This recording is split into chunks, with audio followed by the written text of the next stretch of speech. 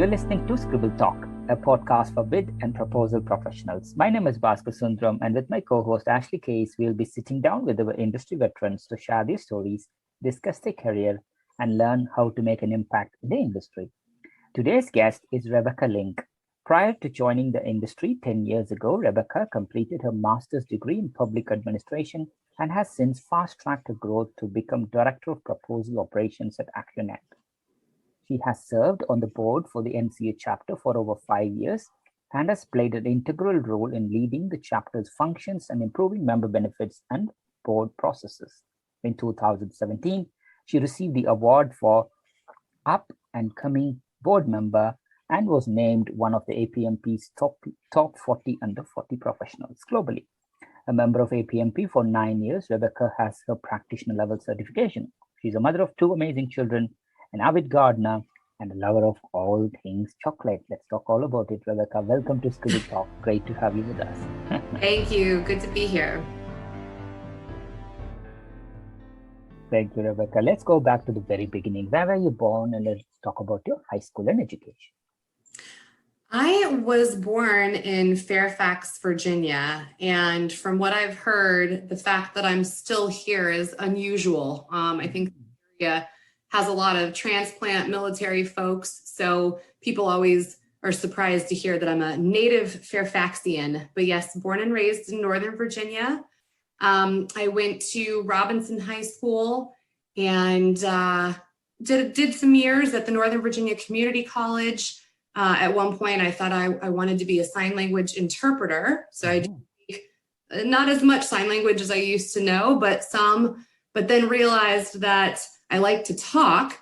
So that job probably wouldn't have been a good fit for me. But went on to study health and human services and get a bachelor's in that because I love working with people, and I especially enjoy helping at-risk or in-need populations. So that was a very rewarding time of my life where I was pursuing that degree and then working with adults with physical and intellectual disabilities.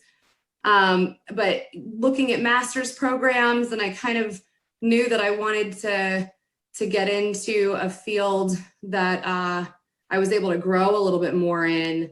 I ended up getting my master's in public administration. And while I was working on that, I wanted to get my foot in the door somewhere. So I joined a small firm over in Seven Corners as their office administrator. They were very small, but I still remember the day that an RFP came out, and I was like, had no idea what that was. And everybody, it was just such, there was such a buzz in the office, and it was all hands on deck, and, the clock was ticking, and everybody was rolling up their sleeves to help. And I've always joked that I'm the type of person that would run into a burning building. Some people see a burning building and they run away. I'm one of those people that run into a burning building. So I was like, what can I do to help? And they let me do some editing and help with production. And I just soaked up as much as I could because it was just so exciting. So yeah, I kind of took that and led it into my first writing job while I was wrapping up my master's, and did proposal writing, technical writing for some years, and found again that my love for people and working with teams and things like that really was shining through again, and ended up in proposal management. And now moving up into a director position, I have a team of proposal professionals that are absolutely fantastic. And so I get to lead and train and do all the things that I just love the most. So it's been a really rewarding, career path and fun getting there along the way. Wow, that's an amazing journey, Rebecca. So let's try to compartmentalize it bit by bit. So number one, once you finish your high school or your bachelor's degree, what was the very first job that you took? Well, in high school, I worked in daycares. I love kids. I'm definitely a big goofball at heart. So working with kids has always been very fun and given me a creative outlet. But as I mentioned, when I was working on my bachelor's, I worked for a nonprofit organization that facilitated a day program for adults with intellectual and physical disabilities. And being able to affect change and growth for, I mean, anyone really, but for a population like that was probably the most rewarding job I've ever had. I instituted a horticulture program, cooking program, and just really anything that they would allow me to do that would help enrich people's lives and teach them new skills and things like that. So that was an amazing job. But unfortunately, what happens in that field, the higher up you go, as far as your job title and things like that, the further away from the people you become. So you become a case manager, and then you're doing paperwork and working with, Fairfax County on their IEP individual, plans and things like that, and liaising with the parents and other administrators, or you get so high up where you're just managing staff or the program as a whole, and you're not really doing anything with the people. And so I did not see a future in that line of work for myself that was going to end up making me happy, but also paying my bills, unfortunately. So. Nice, Rebecca. I think every role teaches you something, isn't it? And I'm glad that you build up your empathy and your love for people from the daycare. That makes a tremendous influence in how you run your people now in the COVID environment, right? Absolutely.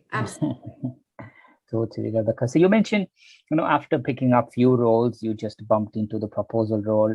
Do you have any early memories of working on your very first proposal? Yeah, so I had mentioned that, I had soaked up as much knowledge as possible and kind of took that into an entry-level writing position. And I ended up with a company that was the prime contract holder for the operations and maintenance and ground support for our troops in Iraq and Afghanistan. Mm-hmm. And a lot of the writing, a lot of the stuff was based around logistics. And so I was writing about refrigerated armored vehicles traveling through the deserts of Afghanistan and maintaining temperature control and tire pressure and IEDs. And, I was young, and I had no idea about any of that stuff. So I would look at writing that we had done before and try to write to these things that I had no knowledge of and send it to my boss for review. And he would send me back my writing. And I mean, it was just, you couldn't even read it by the time it got back to me because there was so much red track changes and stuff on the paper. So I definitely learned quickly about proposal writing and persuasive writing and things like that, because the guy who I reported to was not gentle with his markings on my papers. So it was fun. Like, I look back on it now, and at the time it didn't make me feel real good, because I was like, wow, this is not this is not my calling. But I just had to learn more about the structure of proposals and the messaging and things like that. So but yeah, that's a good memory. Perfect. It's nice to always, have a throwback in how we all started, but that's beautiful, Rebecca. So from then on, you took varied proposal positions all the way up to now leading up proposal operations for your current role. Is there any memorable bits that comes to your mind, memorable proposals in all the 15 plus years of working in the proposal industry? That's tough. There's a memorable bid that I worked on because the technical scope of it was very interesting to me.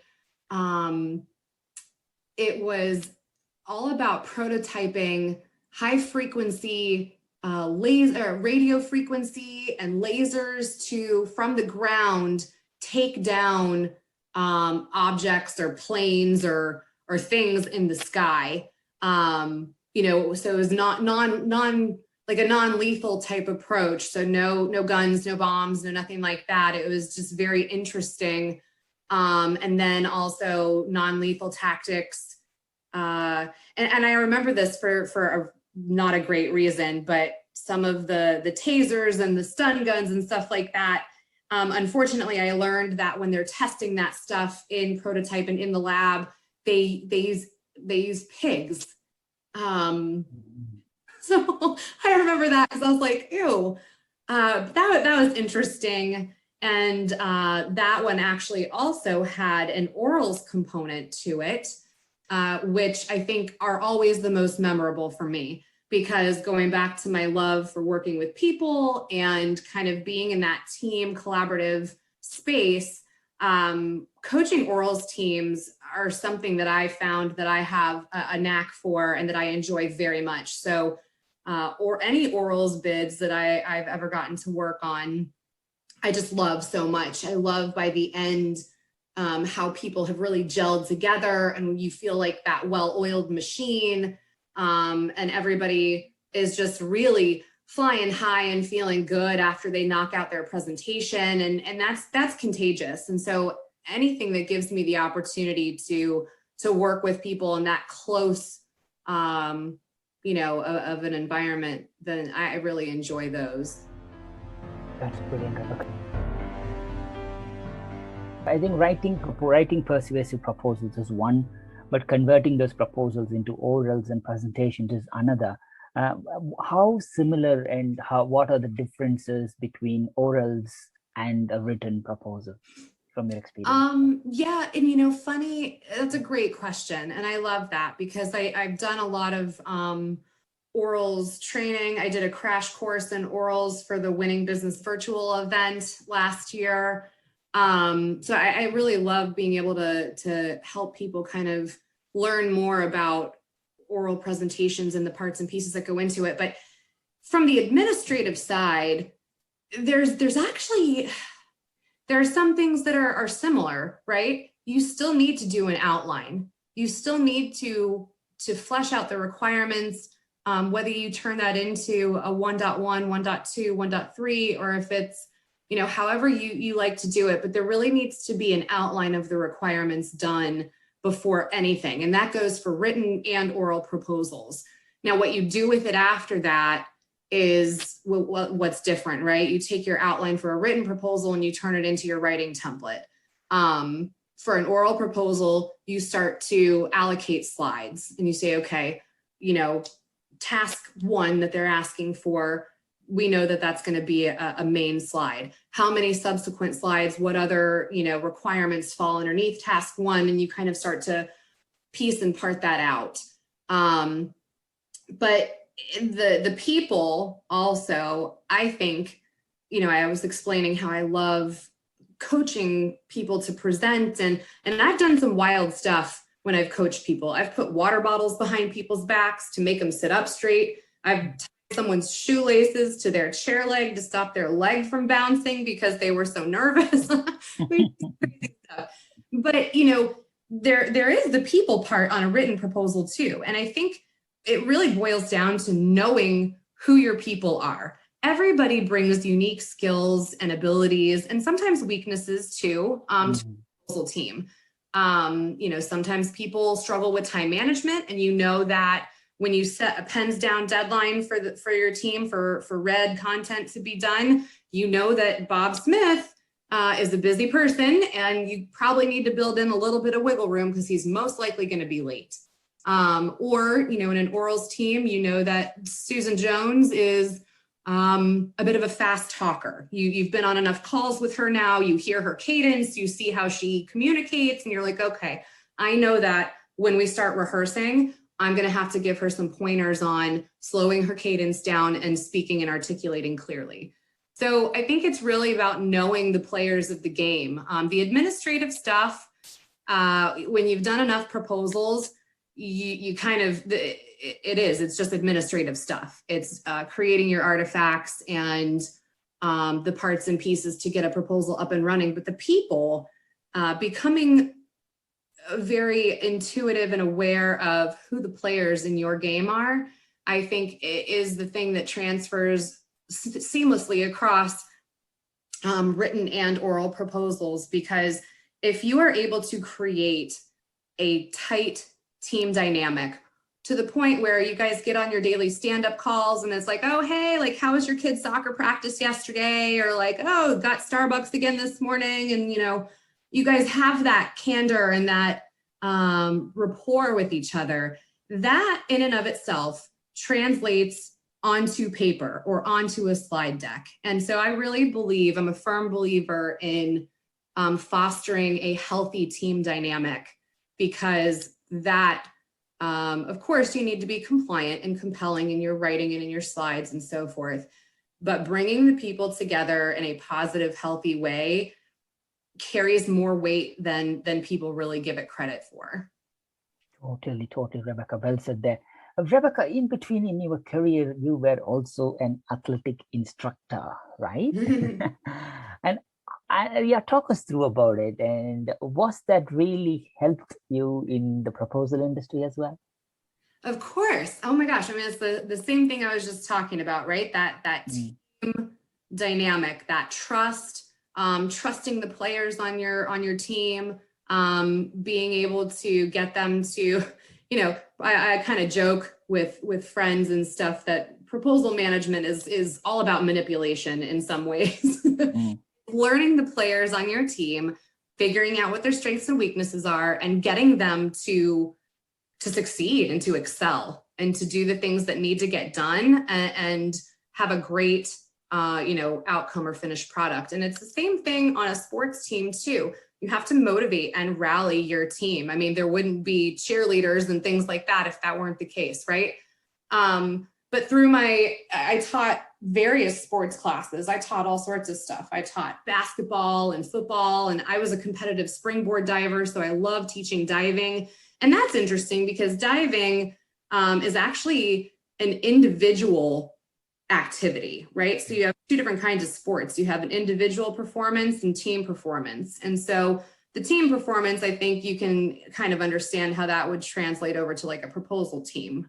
But the individual performance sports are really important too, because it teaches people to be comfortable and confident with their skills and abilities and know the value that they bring to the table. When they get up on that diving board and they've been practicing and they're going to get up there and they're going to knock out their, front 1.5 and get a good score. And so individual contributors are important on your proposal team as well, because everybody needs to be confident in their skills and abilities and what they're bringing to the table as an independent contributor to be able to really get that team dynamic where everyone is comfortable and confident with each other as well. So I loved coaching sports. It was mainly kids. I did have some adults sometimes, but as you get older, you're not as nimble as you used to be, right? So it was definitely a younger population, but working with people, again, I think my my experience is funny when you look at it from that regard, because it just, even on paper, you can probably tell that I'm an extrovert and that I like being around people. Well said, Rebecca. I think every little helps. And one thing that nobody can teach you, you can learn the art about best practice in proposals or orals, etc. But the personality of a person, the uniqueness about the person comes from how, all the experience that you build up early on in your life. And that's what makes every individual unique. And I'm glad that you had this multi-view of personality even before you came on board. I think empathy is really important too. And I know that I have had many opportunities in my life, going through navigating really challenging situations that have taught me to be really empathetic, working with people with disabilities and other life events that I've experienced just personally. You really realize that everybody has their own story, and everybody has their own fears and things that they have to get around. And so to be able to lift other people up and to create a positive and friendly and fun environment, it's really important, because I think people struggle more than they let on sometimes, and especially in a work environment. No one's coming on to, a team call ready to talk about all of the things they've got going on in their personal life. They sweep it under the rug, they shove it down, and they focus on work and everything, but it doesn't make their struggles go away. And so I think, cutting people slack and giving people grace and empathy, even if it's not recognizable in that moment, is always really important. That's it. Well said. Rebecca, successful career so far. At what point did you come across APMP, and talk us through your NCA board chapter contributions and related initiatives as well? Yeah, I feel like where I'm at with the chapter right now, they're like my second family at this point. So that's been really rewarding.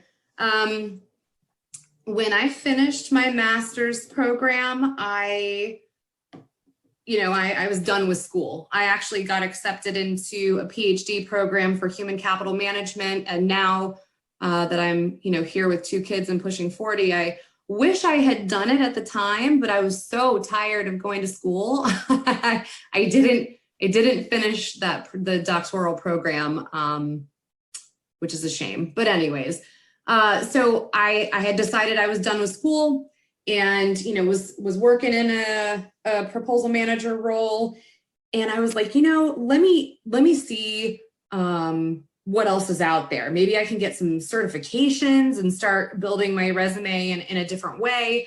And I came across APMP, and I remember I was like, oh my God, there's like a whole association for us. That's pretty awesome. And it just so happened that I found them when they had their board election positions open. They were doing nominations for elections, and they had an opening for the annual conference, which is probably one of the toughest roles on the board. I mean, it's really one of the toughest roles. And little did I know that for my very first experience kind of joining and getting involved, that I was going to be up to my eyeballs with my new role. But I threw my hat in the ring, and I got selected to be the co-chair, because there's 2 conference chair positions on our board. And I happen to love event planning. Like, if I could leave all of this behind, I would go be a high-end event planner and put together the most beautiful and lavish events ever. So it kind of worked out well. So I was like, cool, I get to plan an entire conference and put together this amazing event. So that was my first role on the board.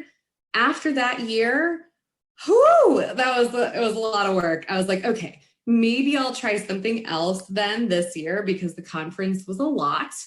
It was fun, but it was insane. So I went on to they have another position, 2 positions on the board called Special Events Chair. And they basically do all the events that are not the conference. So webinars, capture breakfast, member appreciation, stuff like that. So that was super fun. Got to continue planning events. After I'd been on the board for a couple of years, I had the just amazing opportunity to work alongside Elaine Courard, who's now, I believe, global proposal director over at Google. But she is a wildly talented woman and just such a good friend to me. She's been a mentor and just someone that I respect so much. But she had been the vice president, and she had, kind of said that she was done with that. I called her and I said, hey, I'm thinking about, putting my name in for president, but I'm a little nervous. Would you come back? Would you be vice, right? Like, would you be interested in kind of doing like running together, and we would be, if we're elected, obviously, but like, would you be willing to do that with me? Some positions are not usually, you have to be on the board for a certain amount of time. You kind of have to know about all the positions and all the duties and roles and responsibility to take on an executive level position. So jumping into the president role, I was a little nervous and I wanted somebody who had been around. And she said, yeah. And so she and I did a term together as president and vice president.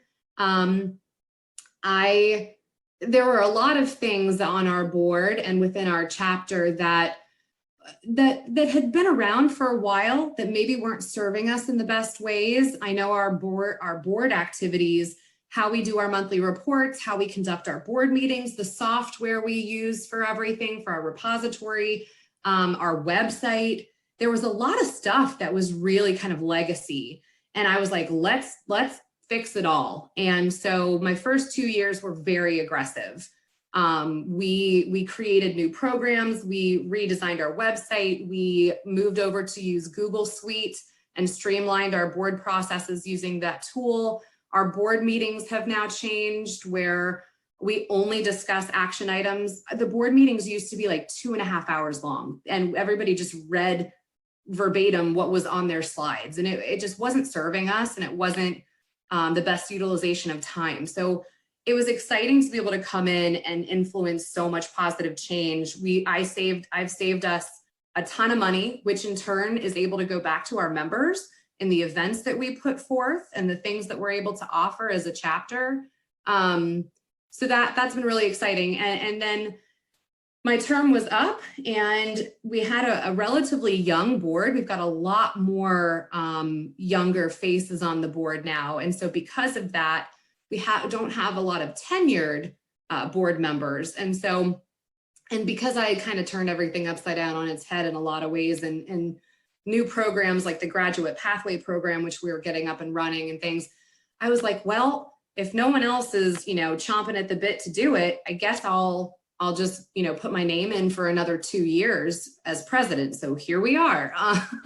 It's good though. It's given me the luxury of being able to see these initiatives through and to make sure that we have a strong team. And the folks that are on the board now, they've been with me for a couple of years. They're very good at what they do. We're a solid team and we have a lot of fun. And I mean, talk about challenging any group of people really, but for us definitely too, is the introduction of COVID-19. And next thing you know, we've got contracts with different venues and stuff for all these events that we have to cancel. And we have to really look at what we can offer now to our members in this virtual landscape, how we can support big APMP as a whole, because we are only as successful and strong as the mothership, right? But really helping them navigate and support them with the initiatives that they have to get done too.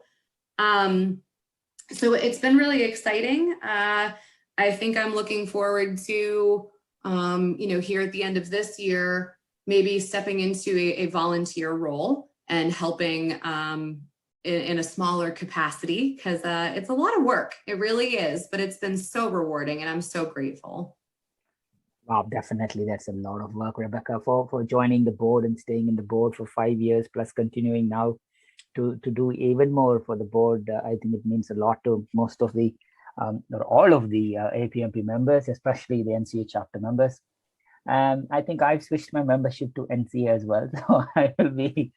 So we have a lot to offer. Yeah, we're a great chapter. Definitely. So I switched my membership. So looking forward to support you and team on whatever in capacity I can. But that's great, Rebecca. Rebecca, in addition to taking the board positions, you are also an active contributor to APMP in general, the BidCons or the webinars and stuff. Do you have any memorable events that comes to your mind, or what was the very first BidCon, and when was the very first time you presented, and any other topics?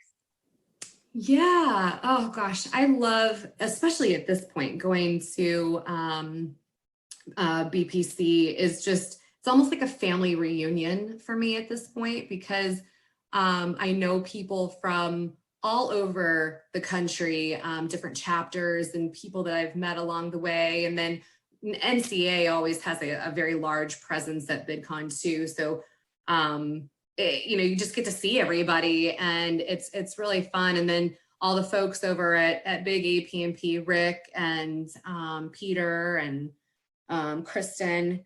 A lot of fun to see them. Yeah, you know, I've presented at VidCon and I've presented at our event too. I don't know if there's any presentations that really stand out to me. I think the one that I just did last year was pretty cool because it was this big virtual event. And it was an interesting platform to be able to, you can kind of record your presentation, but then be available to have that interactive piece to answer questions and things like that. But it was really well attended, and I think it'll be interesting to see how we're going to do things moving forward, whether, you know, we'll have in-person events, but then also have the option to attend virtually. But I love seeing at VidCon, I love seeing the NCA presence. We have had so many recipients of awards. We have won chapter awards multiple times, and that's fun because that's like the recognition for the hard work that our chapter does for our members, making sure that they have access to great material and supporting them with certification and the work we do as a board, putting together our, like, we have a new blog right now. So we used to have an e-zine, which was our quarterly electronic publication with articles and things like that. But now we're moving into more of the video kind of world where we're doing more content like that. People really like the blog and the podcast and video content these days. And so we've kind of taken that in a new direction. So it's really exciting. And I like to think that NCA is a large contributor to the Bid and Proposal Conference and APMP as a whole. Totally, Rebecca. That's a lot of initiatives, and I wish you and the NCA family all the success. So we have talked a lot about your professional career, Rebecca. So now it's all about knowing you as a person. So it's fast track. So we call this rapid random fire questions, or in honor of Howard Nutt, we call this the Nutters round. So to enter that round, it would be good to know the three things not many people know about you. Oh man, that's tough because I'm a pretty open book. I'm an extrovert and I love talking with people and connecting with them in meaningful ways. And so I don't know. I don't really have many secrets or tricks up my sleeve. I'm a pretty open book, but I am an avid gardener, and I have an 8 by 32 foot raised organic garden bed in my backyard. And then I also grow hops, and I have an herb garden, and I have blackberries, raspberries. I have a grapevine. I have a lettuce table where I grow lettuce, and then it's the table, so it's like raised off the ground, so no little bunnies and turtles can have snack time.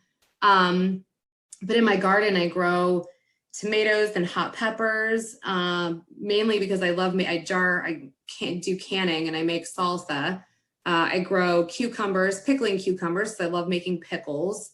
I grow eggplants and carrots, and I have asparagus at the end, and asparagus is actually a perennial, so it comes back every year, but it takes 3 years to get actual harvestable asparagus. So I have a 6-year bed of asparagus.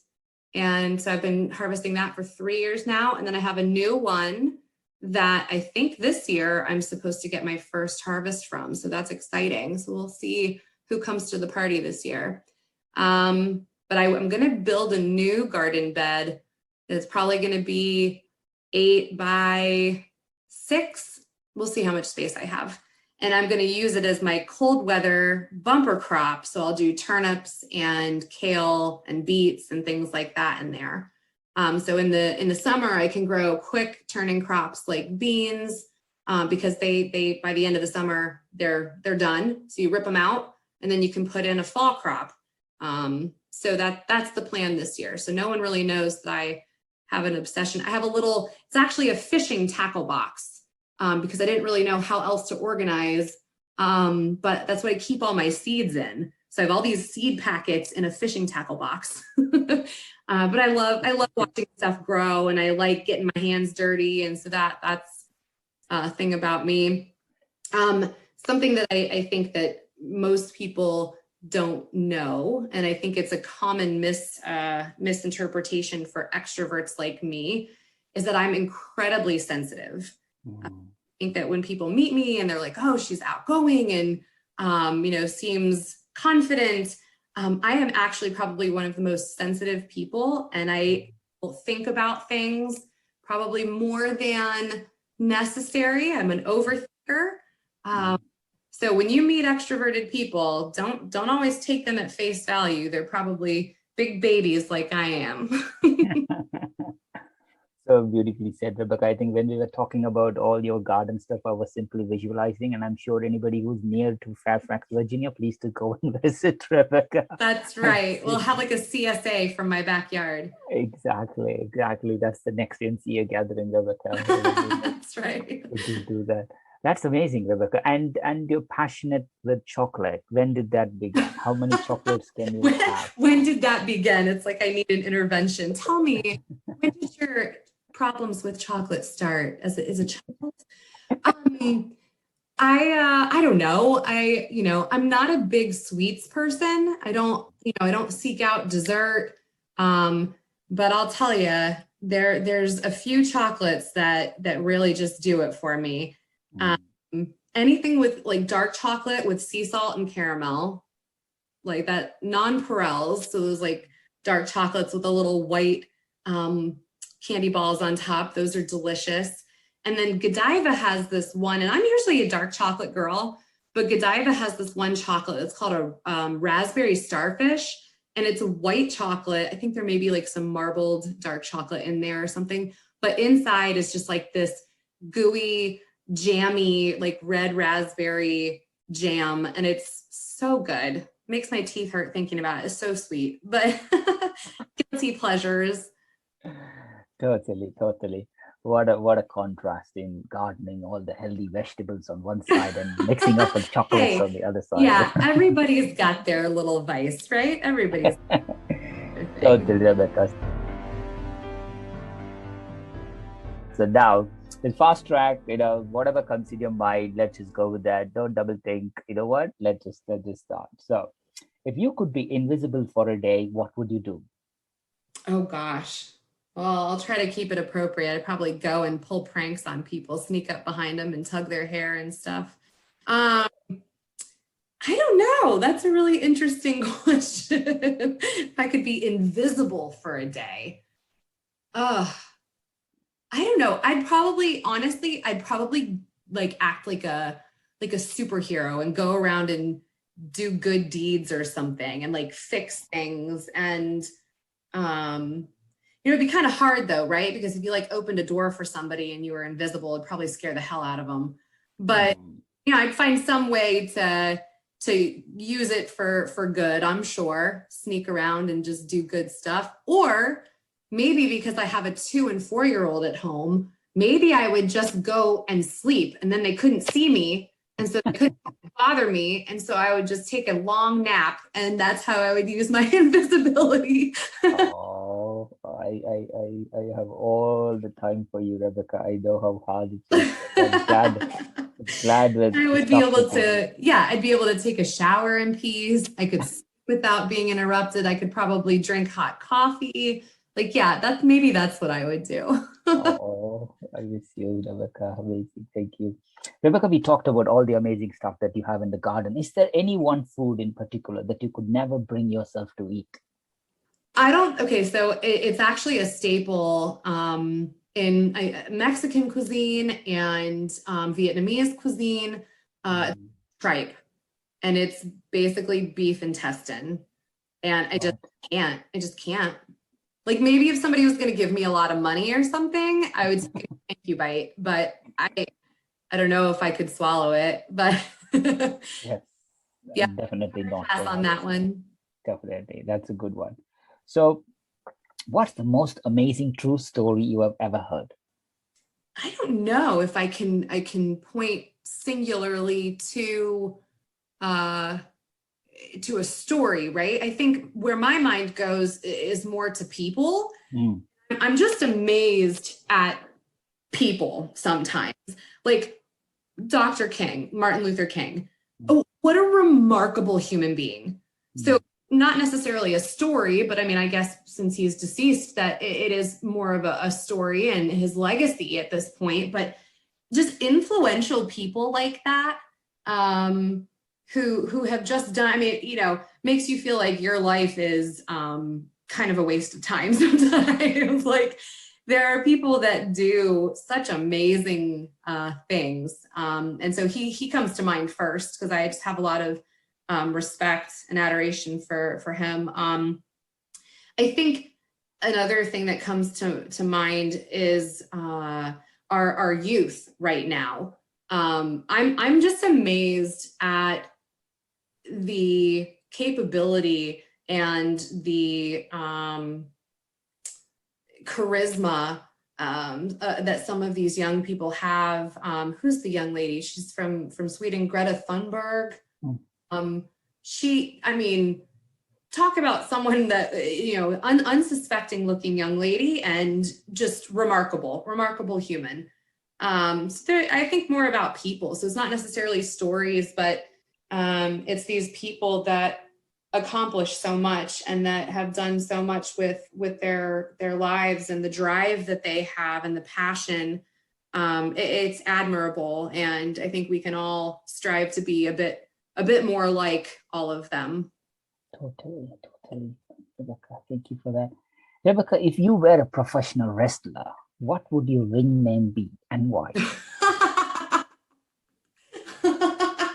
Oh no, man, you're asking me things that I'm gonna have to think about this for a couple days because I'm sure I'll come up with a better name after our conversation today.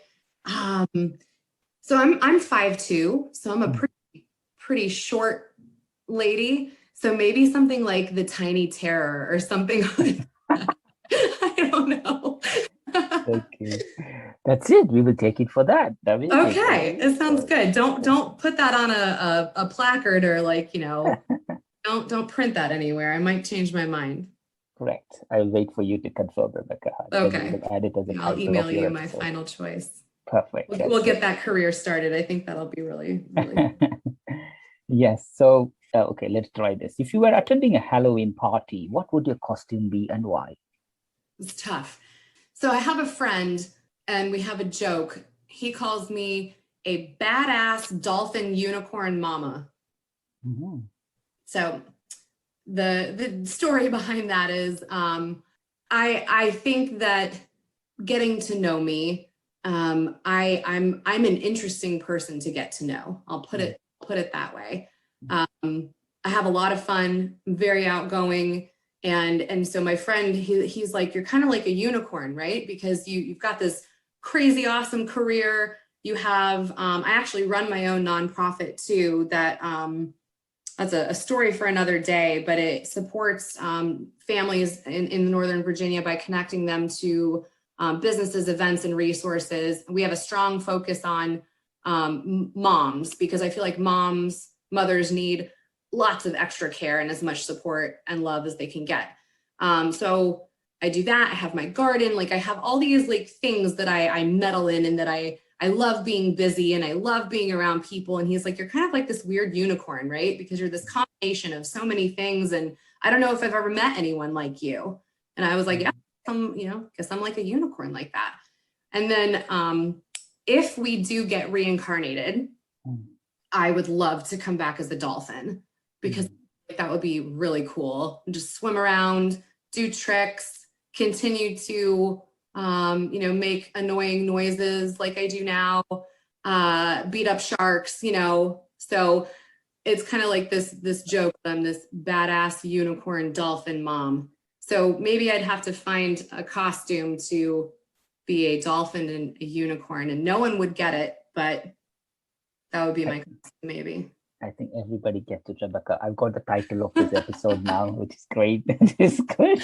That would be a very odd looking costume, but Yes, totally. it'd be Rebecca, a conversation piece. yes, totally. I think, and everybody struggles to personify themselves in few words. I think looks like your friend has done an amazing job. Now we can.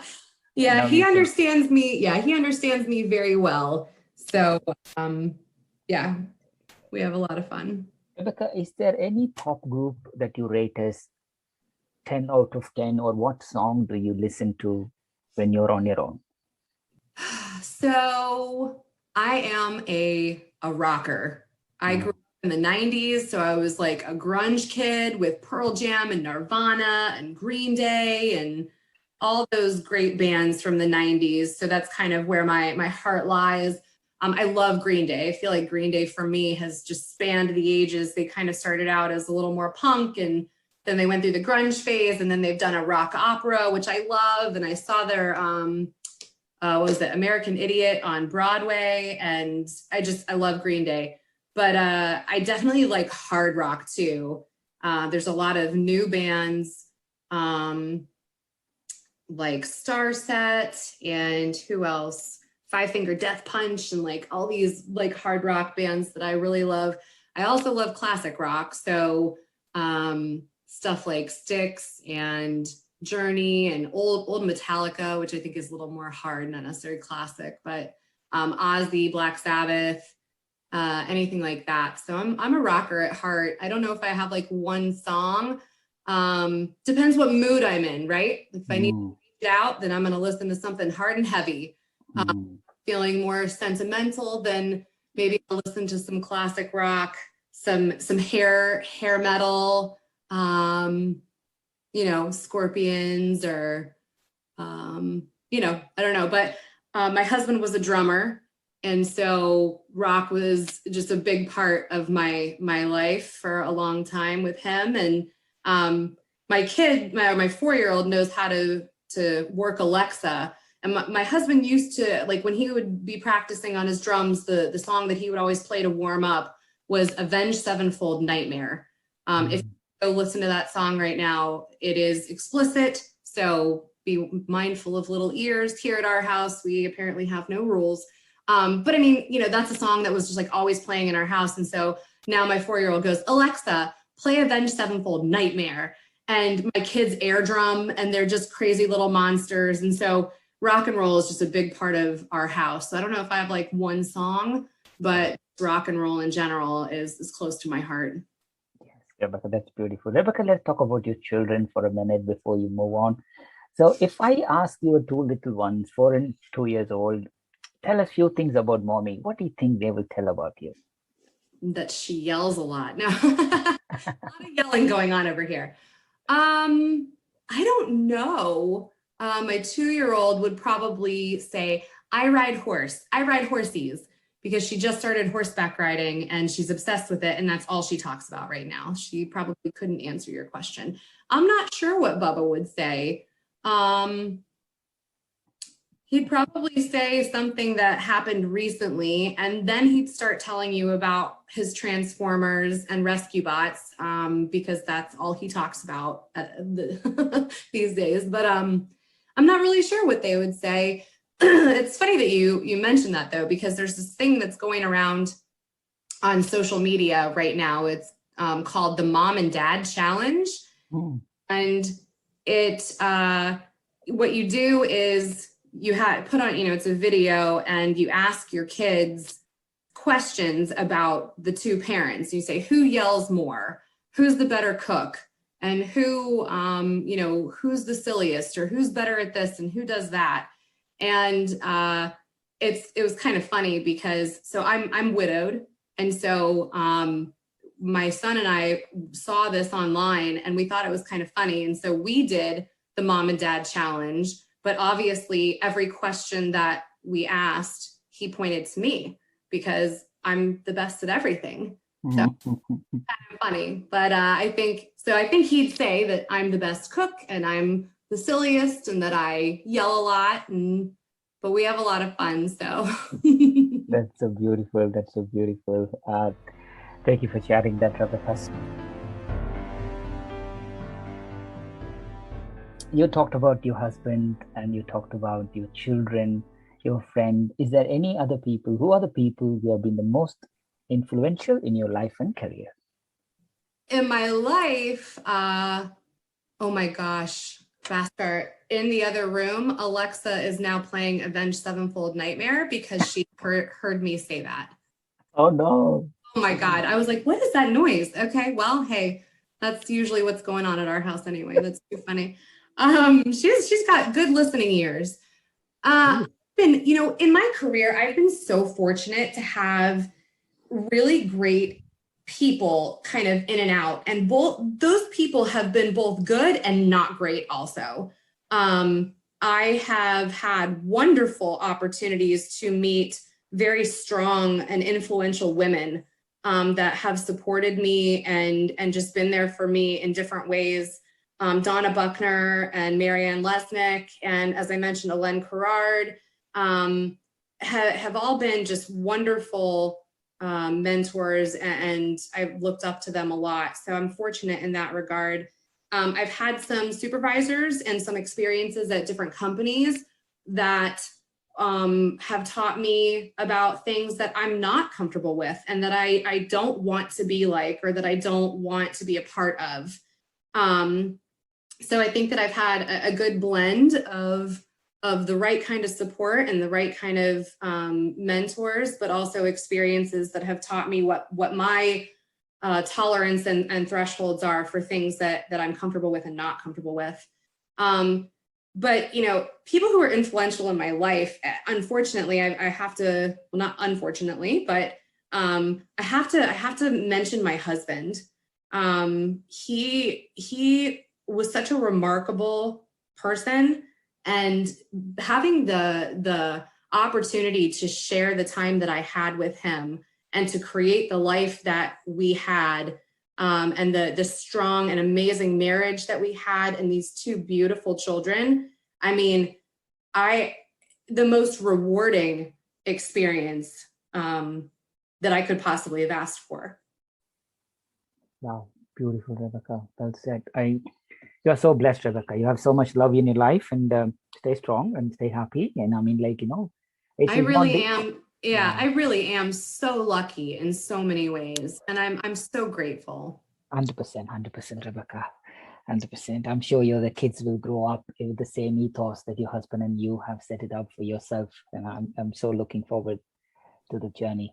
So that's great. So Rebecca, successful career, an amazing life, Fairfax, gardening, chocolate, two beautiful children, great husband, drumming, rock star. You have such a, even though you said you're just 40, I don't think many people have this sort of variety in their life. What piece of advice you would give somebody who's pursuing a similar career like yourself? You have to, this is something that I actively work on, and that I actively try to have a part of my daily routine and the situations. I mean, life is always going to throw you curveballs, and whether that's sickness or your HVAC unit breaking, or one of your kids having something funky going on or whatever, but finding the joy, find joy, and if you can't find it, create it for yourself, because that is what this life is about. It's not about all the silly little things. It's not about, if you think about the things that we allow to cause us stress, or get us in our heads or out of whack, some of it is very not trying to sound like I minimize anyone's plight or situation, but we have to ask ourselves, is this worth my time, effort, and energy to be stressed out or to feel negatively? Rising above the stress and rising above the challenges that we're faced with in this life is incredibly difficult. And I say this because my husband was sick for a long time, and we practiced active gratitude, and that's really hard to do, especially when you know that your time in this world is running out, right? So how do you focus on the positive? How do you be grateful, even in the face of the most terrifying and sad thing ever? And we were able to accomplish that.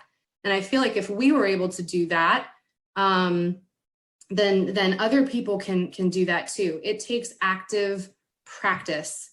And like I said, if you can't find the joy in something, or, within your day, then you need to go create it for yourself, because those are the moments that we have to hang on to. And those are the moments that we have to focus on. And we have to be grateful for the things we have and the time we have and the people that we surround ourselves with. My village is more of a township. I have so many people that are a part of my life, through, my mom's groups and like all of my friends in my neighborhood, and APMP and ActioNet, my family at ActioNet, just everybody. I just love having such a wonderful support network and such amazing, positive people in my life. And so I encourage everyone to build that village and that support network, and to focus on gratitude and positivity. Wow. Very, very, very powerful ending words there, Rebecca. Rebecca, we have talked a lot about you and such a beautiful words that you said just now. What's next for you, Rebecca? What are you looking forward to in the future? Oh, I'm looking forward to so many things. The list is too long. I'm looking forward to the next steps with my kids. My 4-year-old's going to be going to kindergarten. My daughter, she's 2, and gosh, she is my daughter. Her favorite word right now is no. But she is headstrong and independent, and she's going to set this world on fire. And I'm going to give her everything I can, a box of matches and a jug of lighter fluid. And I can't wait to watch them grow. I think that's the thing I'm most excited for my career. Like, I can't wait. I love being a director. I love having a team of talented people I work with. My goals for my career are to eventually move into a growth position with a large organization, and looking at practices and principles and just strategy at a higher level for an organization. So I'd really love to get into more of a strategic and growth position down the road. So I'm looking forward to life returning to whatever resemblance of normal we're going to get when the virus is behind us, or whatever that's going to look like. Definitely looking forward to that. Being an extrovert and being stuck at home has been miserable. So that's it. I wish you, I'm sure every single listener who will listen to this will wish you all the good success and happiness, Rebecca. Thank you so much for joining today. It's been an absolute privilege to have you with us at Scribble Talk. Wish you, your family, your little ones, everybody at ActioNet, your charity, and everything, all the good health and happiness. Continue to inspire bid and proposal colleagues. Stay safe, stay healthy, stay happy, stay strong, and don't feel lonely. We all are here for you, and you have built up even more bigger community with this, sharing the story to us today. Thank you, Rebecca. Take care. Thank you so much. It was great talking with you today. To our listeners, thank you so much for tuning in. Please visit baachuscribble.com/podcast to listen to this episode and check out any of our other previously recorded episodes. If you've enjoyed today's interview, don't forget to subscribe, review, and share the Scribble Talk podcast. We hope you'll check out our next episode, where we interview another industry expert and special guest. Until then, it's Ashley Kays, Baachu Sundram, signing off.